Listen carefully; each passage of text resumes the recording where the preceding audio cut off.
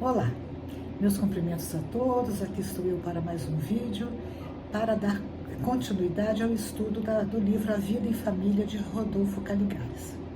E hoje nós vamos ver um capítulo que tem como título Reajuste de Conceitos. Então, como o título diz, o Caligares vai fazer um apanhado geral do conceito de homem e de mulher ao longo da história. E ele começa lá atrás, com Adão e Eva, onde ele fala, abre aspas, que talvez na mais antiga tradição de toda a história, o homem tem sido educado de modo a crer que é superior à mulher, cabendo-lhe, portanto, exercer sobre ela, a mulher, o domínio absoluto e incontroverso. Eu gostaria aqui de abrir um parênteses, o seguinte, quem educa o homem? A mulher. E, embora eu não queira aqui jogar mais essa culpa sobre a mulher, mas, em muitas situações, a mulher acaba sendo responsável também por criar filhos machistas, criar filhos preconceituosos. Então, quando Rodolfo Caligares faz essa introdução, eu acredito que ele já, de uma certa forma, está implícito nessa introdução essa condição de superioridade, entre aspas, do homem sobre a mulher.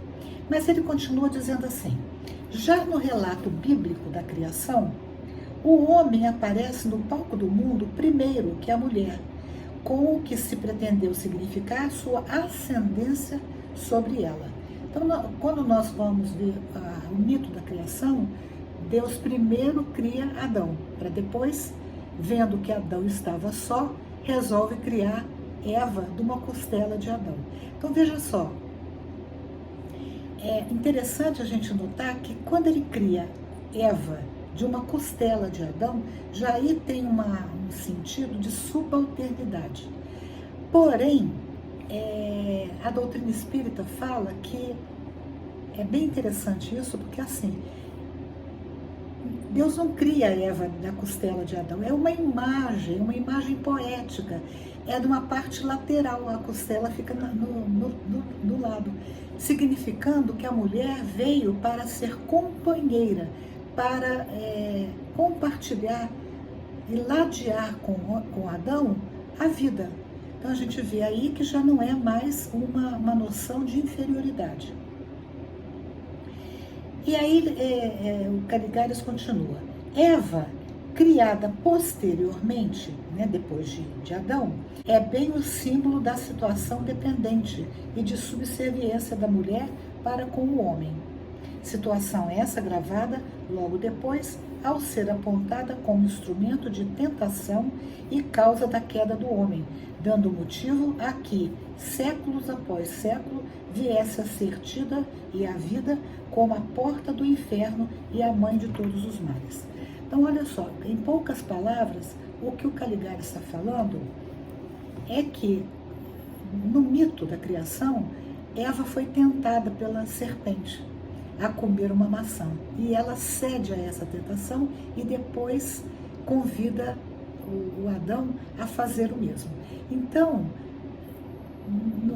a história coloca Eva como esse ser que é o símbolo da tentação. Bom, e que seria então a causa da queda do homem. Nada mais falso, né, gente? Porque, assim, a mulher pode perfeitamente ser vista como a pessoa que vai contribuir para o crescimento do homem também, em igualdade de condição. Aí ele vai fazer um apanhado geral, ele vai voltar lá ao Aristóteles, que viveu entre os anos 384 e 322 a.C., que o Aristóteles é um grego, filósofo grego, considerado um dos maiores pensadores da antiguidade.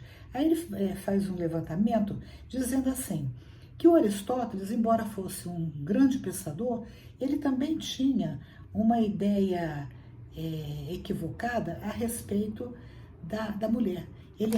Para o Aristóteles, a mulher era inferior. Ela teria sido criada para servir ao homem. Inclusive ele fala assim, quer ver?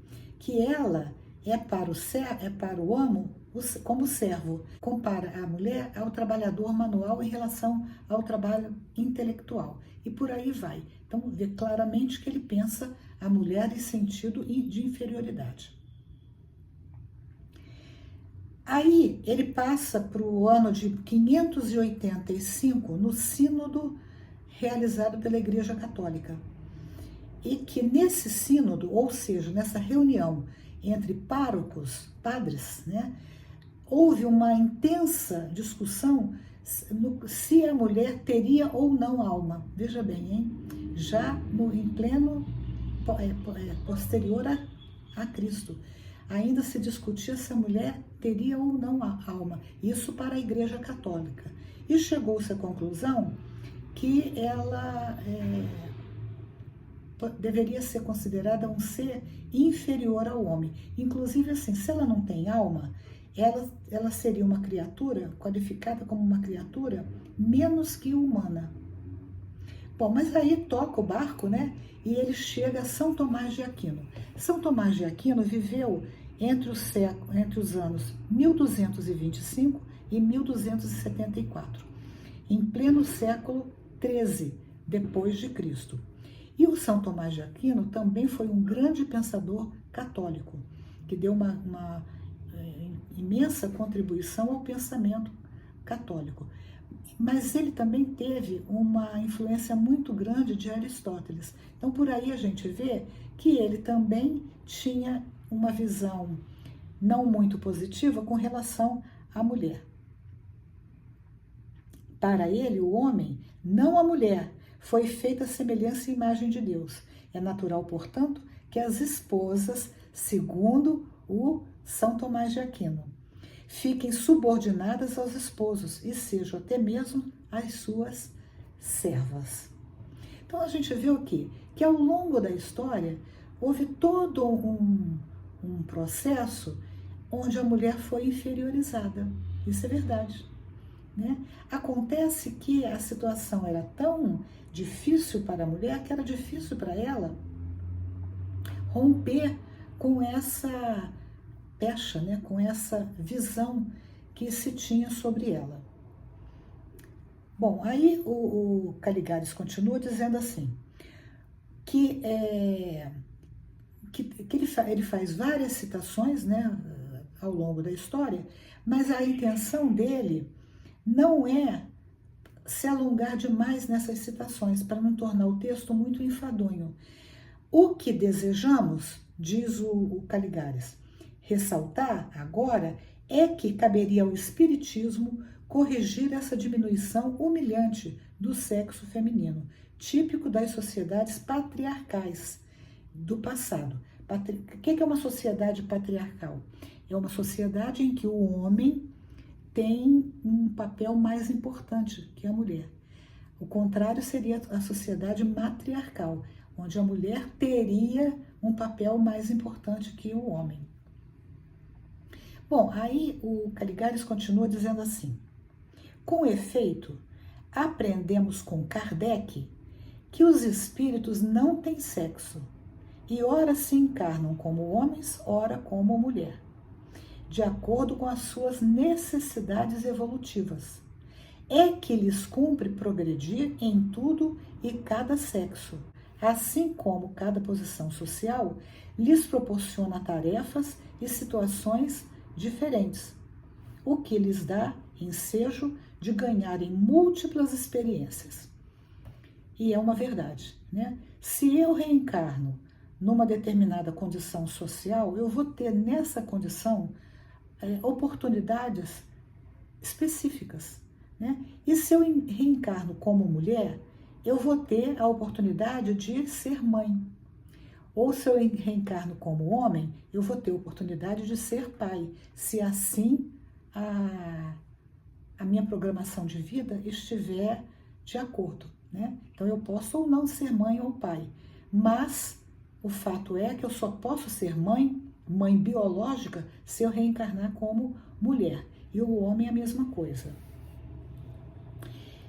Bom, aí o Caligares continua dizendo: claro que, enquanto encarnado, cada sexo tem deveres especiais, estabelecidos pela organização social em que vivemos. Então, hoje nós estamos em pleno século XXI.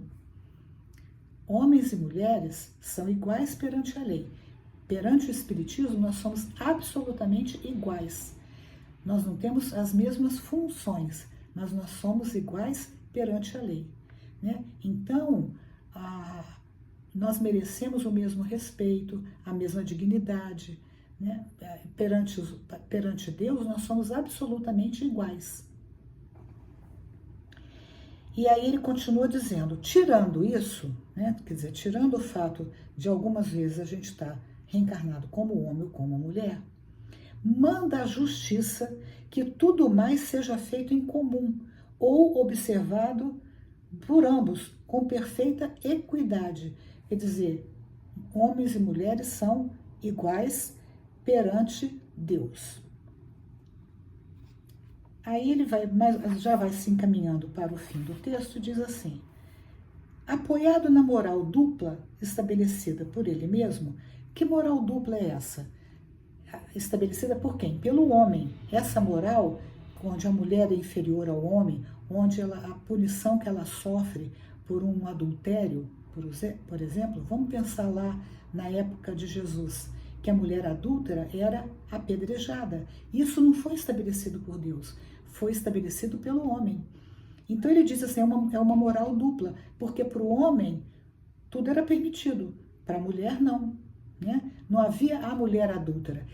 Interessante que quem trouxe essa ideia foi o Jesus, quando ele fala lá na praça, diante daquela mulher que seria apedrejada, ele fala, atire a primeira pedra quem não tiver pecado. Então veja como Jesus estava muito além do seu tempo. E o que acontece? Aquilo toca tão fundo o coração dos homens que um a um foi abandonando as suas pedras e deixando para lá. E Jesus, inclusive, permanece ali e recebe aquela mulher que vem falar com ele e fala, Rabi, não me condenas? E ele diz, não, vá e não peque mais. Então, olha que bonito isso, porque Jesus não aplaude o comportamento da mulher.